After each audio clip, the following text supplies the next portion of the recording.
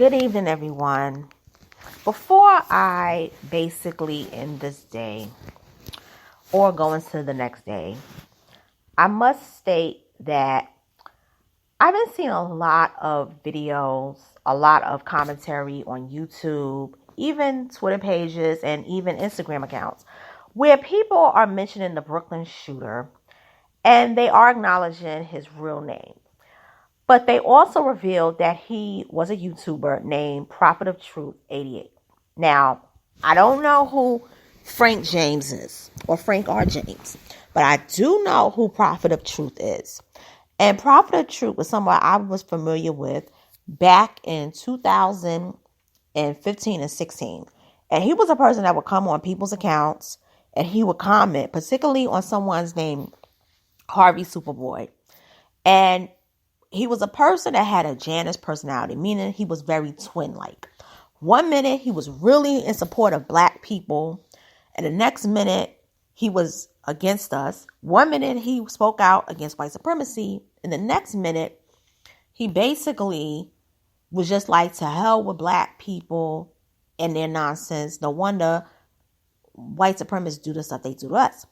So Superboy Harvey, or Harvey Superboy, basically reported him because he started harassing him and sending death threats to him.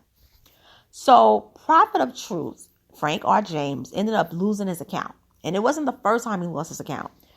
But what happened was he could no longer be on YouTube harassing or even communicating with Harvey Superboy.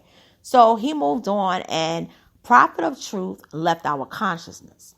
Now, Harvey Superboy 223 said, if this brother don't get help, he gonna do something harmful because this man is dangerous. Okay, so years roll by and he pops up again. This time talking about Hassan Campbell and saying that if he don't do something to Hassan Campbell, it's gonna be some gangs that are gonna come after Hassan.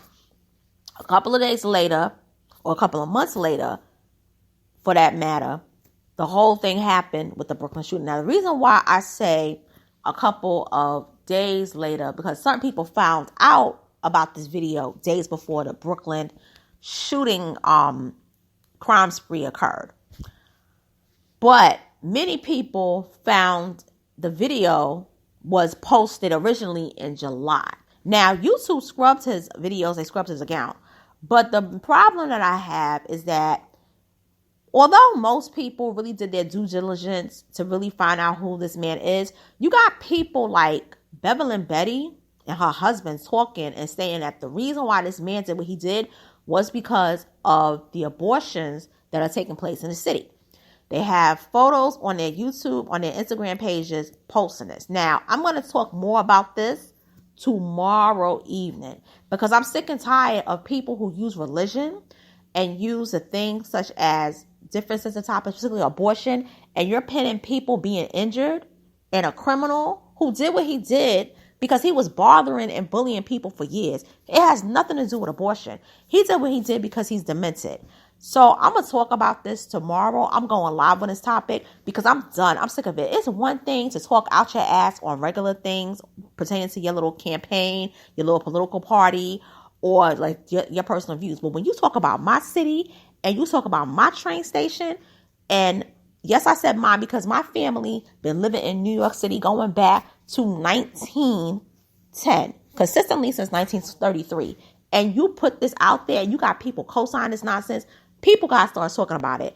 And I think it's time. Enough with the nonsense is enough. Later.